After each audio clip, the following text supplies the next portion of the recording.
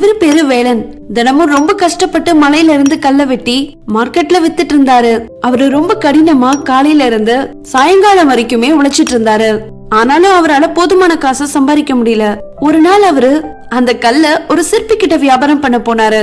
அப்போ அந்த கடையில இருந்த வாடிக்கையாளர் ஒருத்தர் ஒரு அழகான சிலைய நிறைய காசு கொடுத்து வாங்கிட்டு போறத பாத்தாரு. உடனே அந்த சிற்பி கிட்ட கேட்டாரு, எங்க இருந்து இந்த அழகான சிலைய வாங்குனீங்கன்னு. அதுக்கு அந்த சிற்பி சொன்னாரு, இது நீங்க கொண்டு வந்த கல்லுல பண்ண சிலைதான்னு சொன்னாரு. உடனே வேலன் ரொம்ப சோகமாயிட்டு என்ன சொன்னாருன்னா, நான் கஷ்டப்பட்டு ராப்பகலா வேலை செய்யறேன், ஆனா எந்த லாபமும் எனக்கு கிடைக்கல. ஆனா நீங்க வீட்லயே உட்கார்ந்துட்டு எவ்வளவு நிறைய சம்பாதிக்கிறீங்க, என்னோட கடுமையான உழைப்புக்கு மதிப்பே இல்லன்னு மனசு உடைஞ்சு போயிட்டாரு. இது எல்லாத்தையும் கேட்டுட்டு இருந்த சிற்பி என்ன சொன்னாருன்னா, நீங்க எவ்வளவு கஷ்டப்படுறீங்கிறத விட எவ்வளவு புத்திசாலித்தனமா வேலை செய்யறீங்கிறது தான் ரொம்ப முக்கியம்னு சொன்னாரு. இந்த கதையில இருந்து நம்ம என்ன தெரிஞ்சுக்கணும்னா, ஸ்மார்ட் ஒர்க் இல்லாம ஹார்ட் ஒர்க்க மட்டும் வச்சு நம்ம விரும்புறத சுலபமா அடைய முடியாது.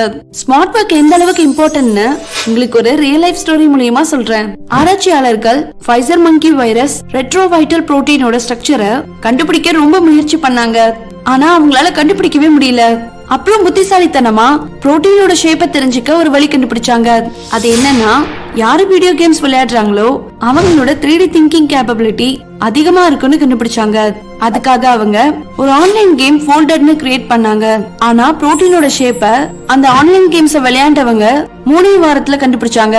ஆராய்ச்சியாளர்கள் ரொம்ப வருஷமா நிறைய காசை எக்யூப்மெண்ட்ஸ்க்கு செலவு பண்ணியும் கண்டுபிடிக்க முடியாத விஷயத்த ஆன்லைன் கேமர்ஸ் சுலபமா 3 வாரத்திலேயே எந்த ஒரு பெரிய செலவும் இல்லாம கண்டுபிடிச்சாங்க.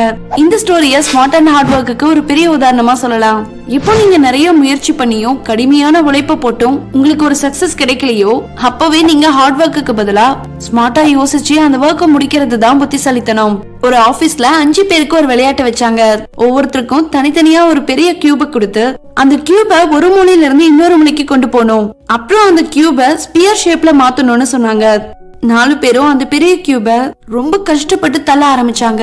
ஆனா 5ஆவதா இருக்க அந்த ஒரு நபரு வித்தியாசமா முதல்ல கியூப ஸ்பியர் ஷேப்புக்கு மாத்திட்டு அப்புறம் அதை உருட்ட ஆரம்பிச்சாரு. அது பால் ஷேப்ல இருந்ததுனால ரொம்ப சுலபமா ஒரு சைடுல இருந்து இன்னொரு சைடுக்கு உருட்டி கொண்டு போயிட்டாரு. இதுதான் ஸ்மார்ட் ஒர்க்.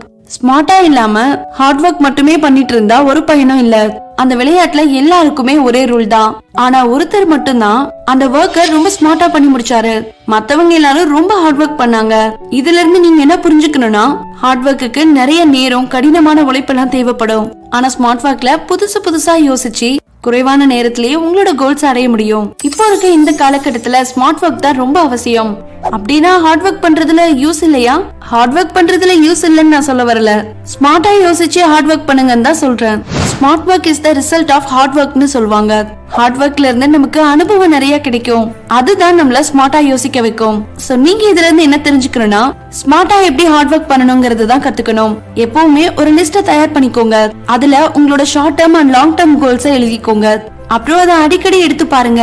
நீங்க இப்போ எங்க இருக்கீங்க, உங்களோட குறிக்கோளை நோக்கி தான் ஓடிட்டு இருக்கீங்களான்னு உங்களை நீங்களே செக் பண்ணிக்கோங்க.